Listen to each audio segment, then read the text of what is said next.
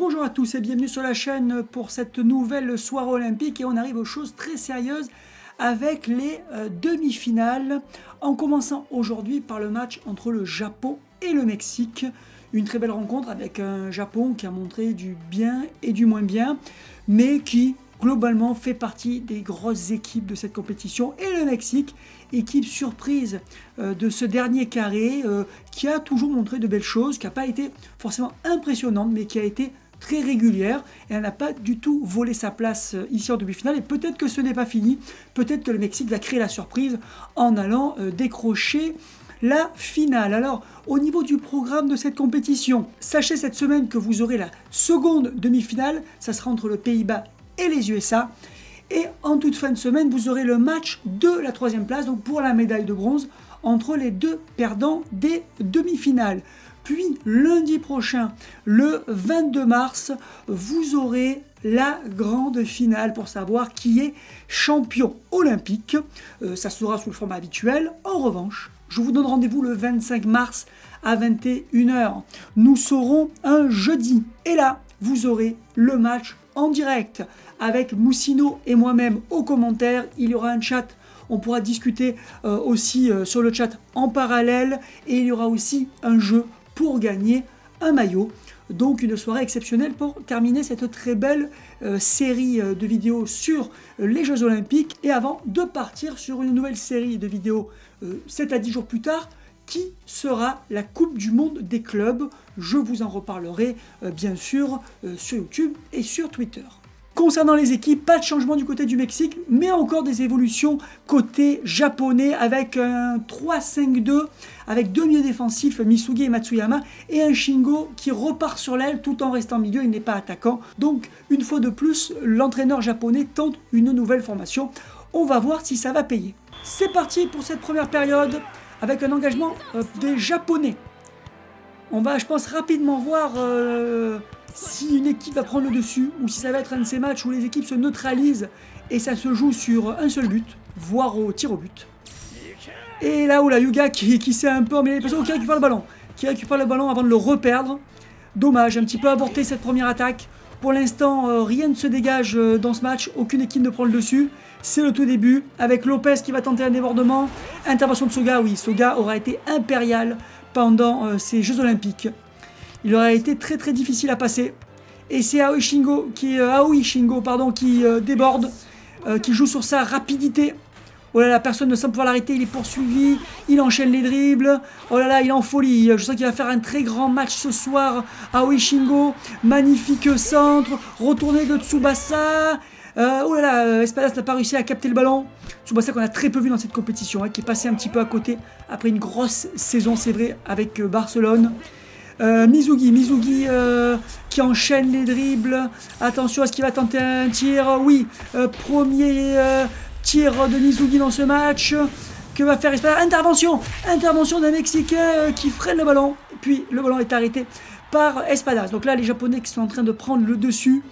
Mais on voit que les Mexicains ont toujours beaucoup de cœur et qu'ils ne lâchent rien. Attention aux Japonais de ne pas se faire surprendre. Et Aoi Shingo, je vous l'ai dit, ça va être un joueur à suivre aujourd'hui. Centre au bel enchaînement là, avec Yuga, mais bien capté par Espadas. Est-ce que nous verrons Espadas attaquant? Ça va dépendre de la physionomie du match. Avec Alves justement qui est le meilleur buteur mexicain pour l'instant. Enfin non, pardon, je n'ai pas cité Espadas tout à l'heure. J'ai parlé, je ne sais pas pourquoi, j'ai parlé des Espagnols, mais je n'ai pas parlé d'Espadas, qui était des Mexicains, je dis n'importe quoi. Espadas qui a 3 buts en fait, c'est lui qui est pas loin de Ken, mais il faudrait qu'il joue attaquant pour ça. C'est pour ça que je l'ai un peu oublié. Il faudrait qu'il rentre sur le terrain. Allez, Ken justement, meilleur buteur de cette compétition. Attention à Ken qui va déclencher son fameux tir karaté qui a fait des ravages dans cette compétition. Est-ce que ça va être un 6e but de Ken Wakashimasu? Et oui, le 6e but. Ah oui, c'est vraiment le buteur de cette compétition. Le coach japonais a très bien fait de l'aligner en tant qu'attaquant. Parce que c'est le meilleur attaquant de la compétition. Pas seulement du Japon, mais de la compétition. Et avec ce 6e but, il s'envole très certainement dans la compétition, dans le classement des buteurs. Je pense que les jeux sont faits là pour le classement des buteurs, à part un exploit de Crawford au prochain match. Ce n'est pas impossible. Et surtout, là, c'est pas fini. Ken pourrait très bien marquer encore. Attention à surveiller Ken. Mais on attend surtout une réaction des Espagnols. La Misugi qui fait une magnifique intervention. Très très bon dans cette compétition aussi, Misugi. Avec Hyuga, plutôt effacé, mais lui aussi a fait une belle saison avec la Juventus. Il n'est pas à 100% de ses capacités, certainement. Alors que Ken Wakashimasu a beaucoup joué gardien cette saison, donc il est moins usé que les joueurs de champ. Avec Hyuga qui remet... oh là là, là Garcia fait le ménage. Mizugi qui fait un très très bon match, la récupération. Misaki plutôt discret dans cette compétition, comme Tsubasa, qui remet sur Ken. Ken, dégagé par Zaragoza.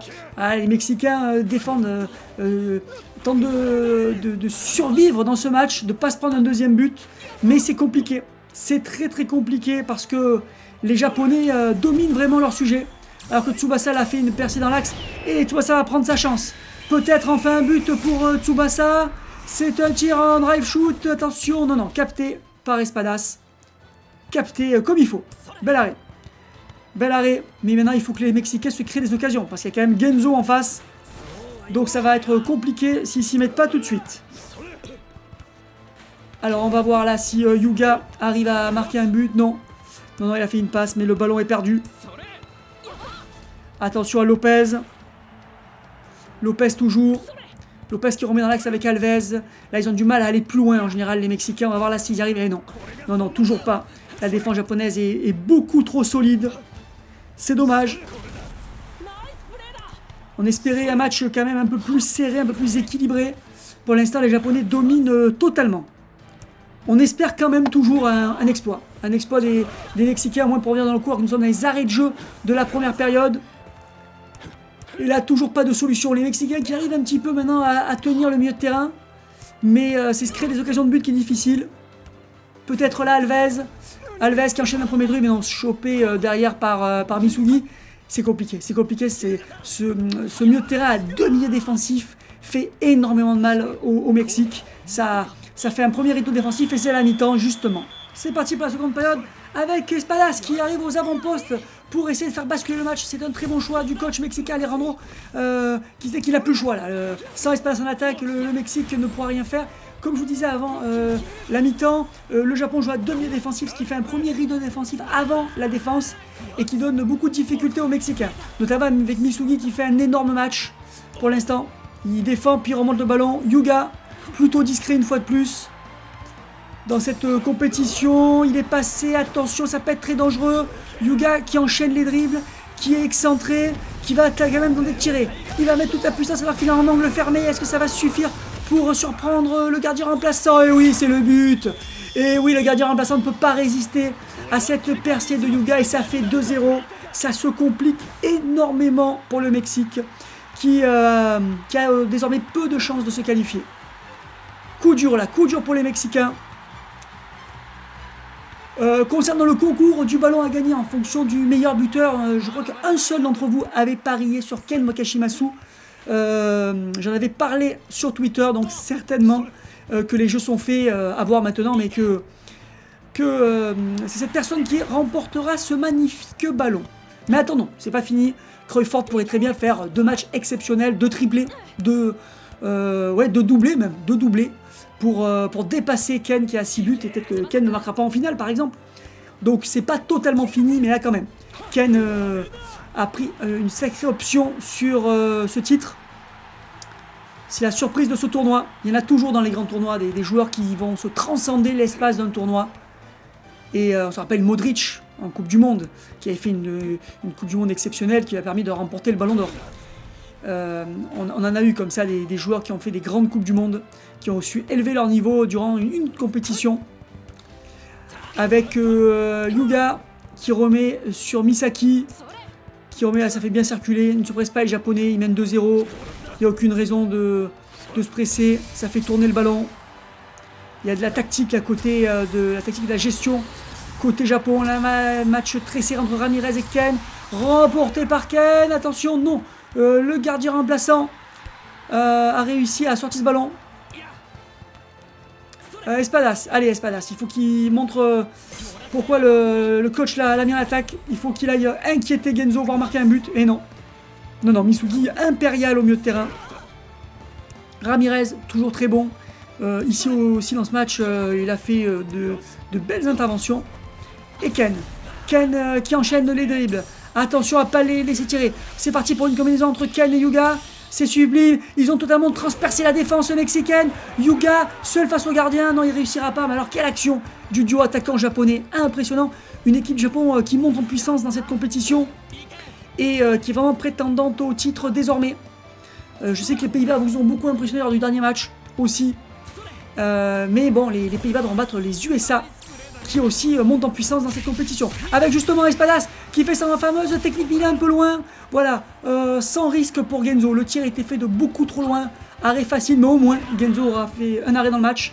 À part qu'Espadas lui fasse un deuxième arrêt avec cette attaque dans l'axe. Attention Espadas. Oui, cette fois-ci il a bout pourtant. C'était le vrai duel entre Espadas et Genzo.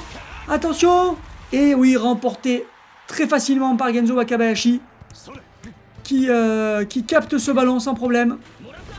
Oui, ça a l'air mission impossible côté mexicain. Est-ce que les Japonais vont même tenter d'aggraver le score? Attention, attention, Ken, il est très très loin, Ken.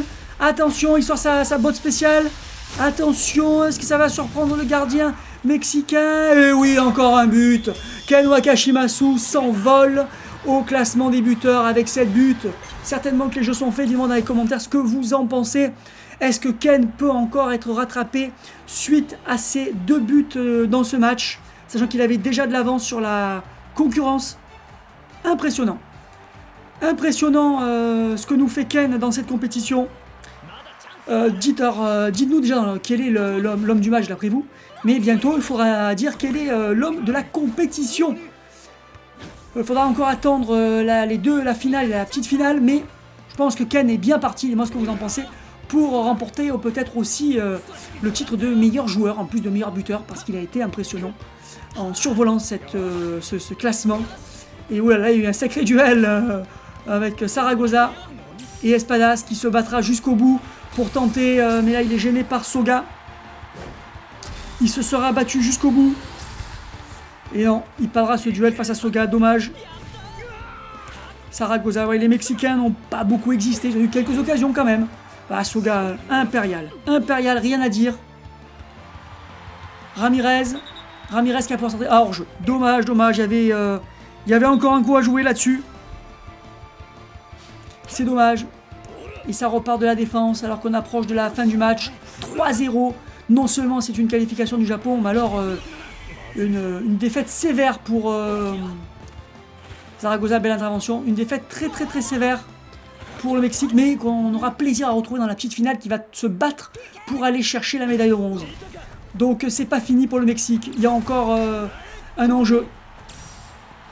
Et attention Yuga qui va déclencher son tir le but puissant, qui veut aggraver le score, qui veut marquer le 4e but et lui remonter au classement des buteurs. Non, repoussé par le gardien mexicain, c'est pas fini. Yuga nous sont dans les arrêts de jeu, l'arbitre va pas tarder à siffler.